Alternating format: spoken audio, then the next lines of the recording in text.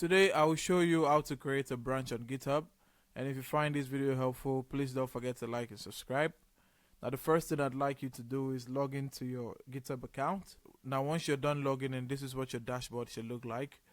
The next thing we're going to do is we're going to go to the far right of the screen where there's an icon that shows our display image.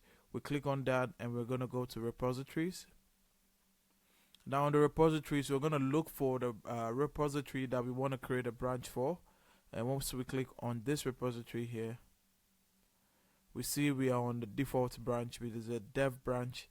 Now to create a new branch for this, we can click on branches and then click on new branch, and then we're going to make a new branch here. So we're going to call this new branch 1, and we're going to create a new branch. Now this is one way to create a new branch. You see the new branch here. It's been created from the dev branch, or we can go back to the code, and right here we can click on this arrow here, and then we can name our new branch. Because it says find or create a branch, we can say new